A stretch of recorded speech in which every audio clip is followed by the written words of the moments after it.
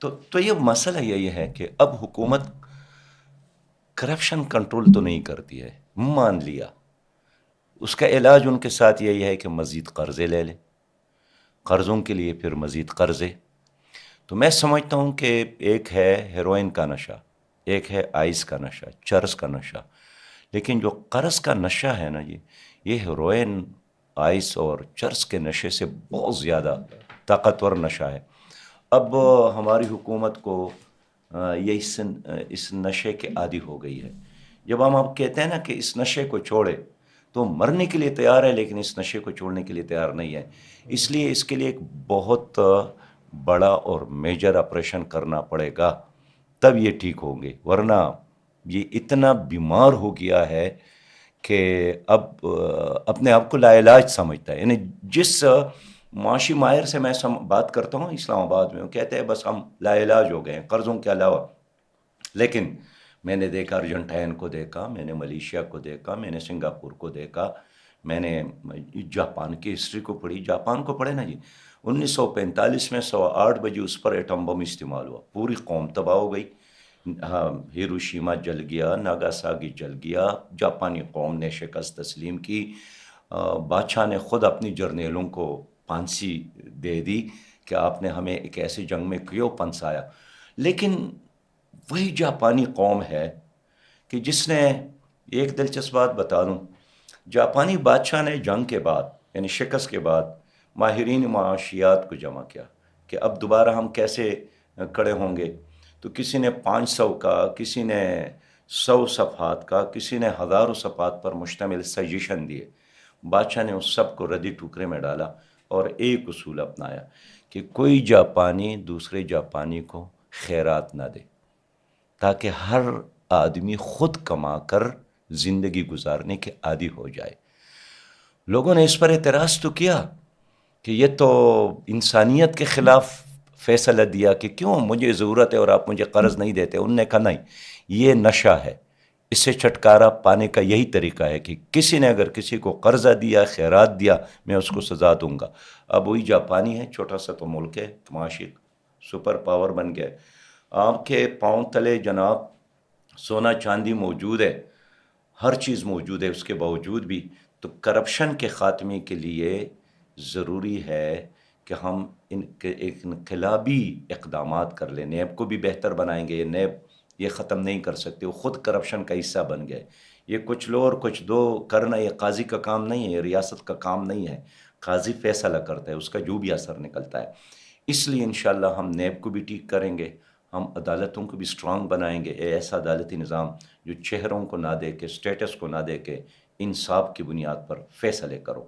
تو اگر جزا اور سزا کا نظام یہاں پر نافذ ہوا نا جی، آپ کا ملک یہ دوبارہ ٹھیک ہو سکتا ہے. اچھا، میرا سوال یہ ہے کہ 2005 اور 2006 میں حکومت نے ایک پالیسی بنائی تھی کہ پاکستان کی جو گورنمنٹ ہے وہ 62% سے کم کا لون لے سکتی ہے، لیکن اس وقت جو لون ہے وہ تقریباً پاکستان کی جو حکومت ہے وہ 78% تک پہنچا چکی ہے، جو بین الاقوامی ہم نے لون لیے ہوئے ہیں. تو میرا سوال جو بنیادی آپ سے ہے کہ ایز اے جماعت اسلامی آپ کیا دیکھتے ہیں کہ آنے والے حکومت، مثال کے طور پہ اگر آپ کی آتی ہے یا کولیشن میں بھی آتے ہیں، تو بین الاقوامی لون لینے کی طرف آپ کا رجحان ہوگا یا نہیں ہوگا؟ چونکہ ہمیں اپنے ملک کے جو خرچے ہیں وہی پورے کرنے ہیں، ہمارے پاس جو ہے ریونیو بھی اتنا جنریٹ نہیں ہو رہا. اچھا، تو اگر ہم بات کریں کہ ٹیکس کی بات کریں تو tax to G D P کی اگر بات کریں تو 10.4% جو ہے وہ گزشتہ سال کلیکٹ ہوا ہے، اور اس سال جو ہے وہ 8% کلیکٹ ہوا ہے. تو ٹیکس جو ہے وہ بھی کم ہم جنریٹ کر رہے ہیں، اور لون کے اوپر ڈپینڈنٹ بھی ہیں، اور لون انٹرنیشنل جو ملتا ہے وہ ان کی اپنی پالیسیز کے اکارڈنگلی ملتا ہے. تو جماعت کی کیا پالیسی ہوگی؟ دیکھیے، سمجھنے اور سمجھانے کے لیے میں آسان الفاظ میں بات کروں گا کہ ہمارا قانون یہ ہے کہ آپ کا جو کل قومی آمدنی ہے اس کے مطابق آپ صرف 62% ایک قرض لے سکتے، اس سے زیادہ نہیں لے سکتے.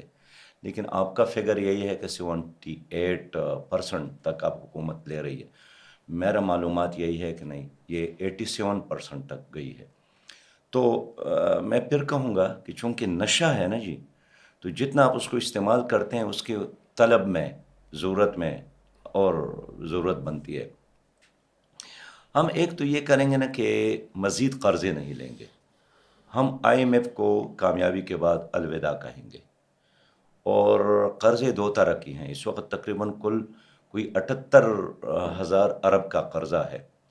اس میں سے 36,000 ارب جو ہے وہ باہر کا ہے، باقی اندر کا ہے. اس میں ہم یہی کوشش کریں گے کہ ہم دوبارہ اس میں مذاکرات کریں اور باہر کی دنیا کے ساتھ بھی. اب شرم کی بات یہ ہے نا کہ جو کمرشل بینک ہے حکومت ان سے قرضہ لیتی ہے، اس لیے کہ آئی ایم ایف کے کہنے پر اب ہماری حکومت اسٹیٹ بینک سے مزید قرضہ نہیں لے سکتی، تو ایک کمرشل بینکوں کی طرف گئے. اب کمرشل بینک جو ہے ان کو ایک مفت کا کاروبار مل گیا کہ 24% وہ پیسہ دیتے ہیں حکومت کو، تو کوئی اور کاروبار کی طرف جاتے نہیں ہیں، نہ ڈیولپمنٹ کی طرف جاتے ہیں، نہ کوئی اور انویسٹمنٹ کی طرف جاتے ہیں. بس آسان کام ہے، حکومت کو قرضہ دو اور 24% آپ کو منافع کے ساتھ آپ آئے گا، اور پھر وہ اپنے کھاتہ داروں میں تقسیم کرتا ہے. تو میں سمجھتا ہوں کہ اندرونی اور بیرونی قرضے جو ہے یہ پاکستان کے لیے کینسر سے زیادہ ہے. اور خود یعنی واحد ایسی حکومت ہے کہ جو اپنی ہی بنائی ہوئے قوانین کی خلاف ورزی کرتی ہے. عام آدمی سے تو یہ توقع رکھتا ہے کہ قانون کے مطابق چلے، لیکن اگر حکومت اور ریاست اپنی قانون کی خلاف ورزی کرے اس کا کیا علاج ہے؟ آپ دیکھیں کہ 6 ارب ڈالر لینے کے لیے ہماری حکومت نے شرعی سود میں اضافہ کیا، آئی ایم ایف سے قرضہ لیا، اور اس شرعی سود اور ان کے ایڈوائس پہ چلنے کی وجہ سے ہم پر 150 بلین کا قرضہ پڑا. تو میں سمجھتا ہوں کہ ہمیں اثر نو اپنی پوری معاشی پالیسی میں ریفارمز کرنا پڑیں گے. اچھا، میرا سوال اب یہاں بنتا ہے، آپ نے کہا کہ بین الاقوامی جو ادارے ہیں ان سے ہم قرضے نہیں لیں گے، لیکن اگر ہم اسٹیٹسٹکس دیکھیں یا ریاست کے پاس جو موجود جو نمبرز ہیں اماؤنٹ کے، پیسوں کے، اس کو دیکھیں تو آپ کیسے حکومت چلائیں گے کیسے؟ کیونکہ اتنے ادارے ہیں موجود ہیں ہمارے پاس، سیلریاں دینا ہے، ڈیولپمنٹ کا کام ہے. جب پیسہ موجود ہی نہیں ہوگا آپ کے پاس تو آپ کیسے حکومت کیسے چلائیں گے؟ میں یہی تو سمجھانے کی کوشش کرتا ہوں. دیکھیے اس سال جو آپ کا ریونیو ہے وہ 6,878 بلین ہے، اور آپ کا جو بجٹ ہے وہ 14,000 بلین ہے. اب سوال یہ ہے کہ اس کے درمیان جو خلا ہے، جو فاصلہ ہے، اس کو کیسے کور کرے گا؟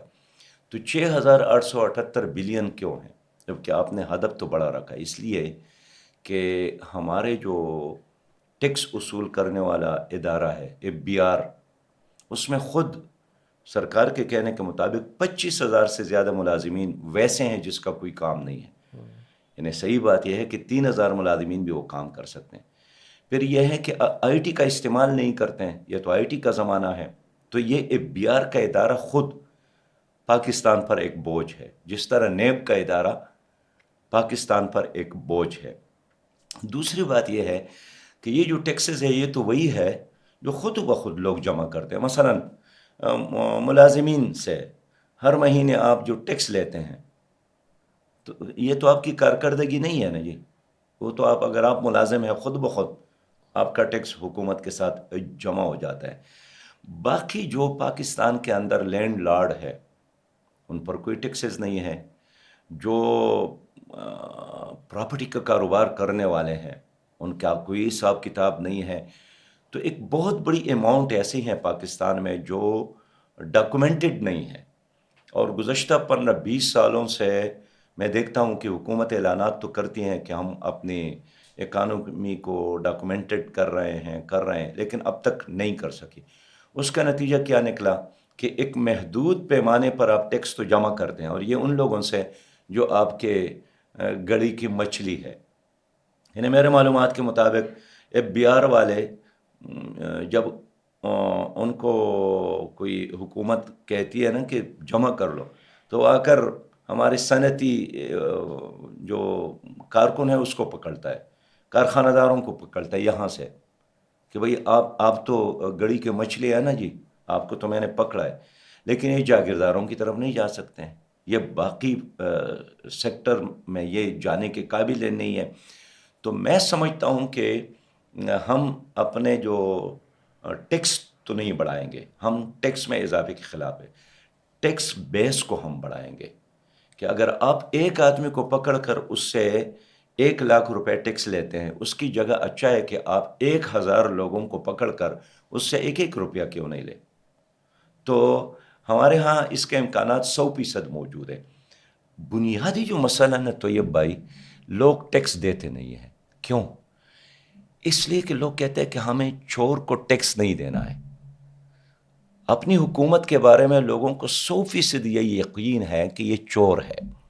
جو ٹیکس دیتے ہیں وہ بھی مجبوری کی وجہ سے، خوش دلی کی وجہ سے نہیں ہے۔ بہت سارے لوگ ایسے میں جانتا ہوں جو کہتے ہیں میرے ساتھ فیئر معاملہ کرے، خود بہار کے کارندے وہاں جاتے ہیں کہ فیئر معاملہ نہیں، مجھے اتنا دو اور میں آپ کو اتنا چھوڑوں گا۔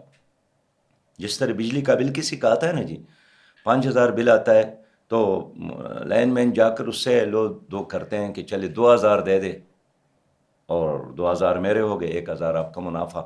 تو ہم جو نیٹ ہے اس کو بڑھائیں گے، بیس ہے اس کو بڑھائیں گے۔ اب آپ کا سوال یہ ہے کہ اعلان تو ہر حکومت کرتی ہے، یہ حکومت اس لیے نہیں کر سکی، اس پر کوئی اعتماد نہیں کرتی۔ اچھا، آپ نے کہا کہ جیسے کرپشن بھی ہے، اور ٹیکس کے معاملے میں کہا کہ ٹیکس جو ہے ریونیو ہم بڑھائیں گے۔ سو ویسے ہی ٹیکس کے ریونیو کی اگر ہم بات کریں جی ڈی پی کا، وہ تو کم ہوتا جا رہا ہے، تو لوگوں کو آپ کیسے انکریج کریں گے کہ وہ ٹیکس دیں؟ کیونکہ ان کی نہ تو وہ عوام جو ہے وہ حکومت پہ اعتماد کرتی ہے، پھر آپ نے کہا کرپشن بھی بہت ہے، پھر آپ نے کہا کہ مس مینجمنٹ بھی بہت ہے، اور حکمرانوں کو چور سمجھتی ہے۔ تو آپ کیسے لوگوں کو ایگری کریں گے یا انہیں اطمینان دلائیں گے کہ ٹھیک ہے آپ ٹیکس دیں، اور ٹیکس کا نیٹ ورک کیسے بڑھائیں گے؟ اس کے پہلی حوالے بات، سے کیا پالیسی ہے؟ تو بہت اچھا سوال کیا۔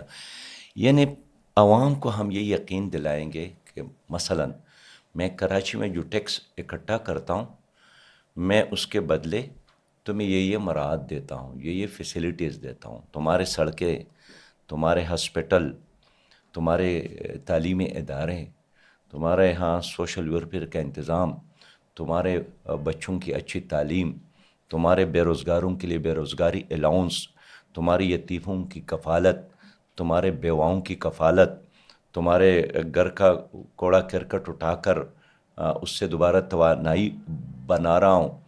جب لوگوں نے یہ دیکھا کہ آپ ایک ویلفیئر ریاست بنانے کی طرف جا رہے ہیں، تو ٹیکس سے زیادہ ہماری مائیں، بہنیں اور بیٹیاں آپ کو اپنے زیورات بھی دیں گے۔ اور یہ کوئی افسانہ نہیں ہے، نواز شریف صاحب نے اعلان کیا نا یہ کہ قرض اتارو ملک سنوارو، ہمارے ماؤں نے اپنے زیورات ان کے حوالے کیے۔ یہ الگ بات ہے کہ اس پیسے کا پتہ ہی نہیں چلا۔ تو اعتماد پہلی چیز ہے۔ ایک مریض ڈاکٹر پر اعتماد کرتا ہے تو اپنا جسم ان کے حوالے کرتے ہیں کہ چلو چیر پاڑ کرو، نشہ دے دو، کوئی بات نہیں ہے۔ لیکن اگر اعتماد نہیں کرتا ہے اور اس نے انگلی بھی لگائی اس کے بدن کو، اس پر وہ احتجاج کرے گا، اس لیے کہ اعتماد نہیں ہوتا ہے۔ تو اس حکومت پر لوگوں کو اعتماد نہیں ہے، اور حکومت سے میرا مطلب کوئی ایک حکومت نہیں ہے، بلکہ سارا نظام ہے۔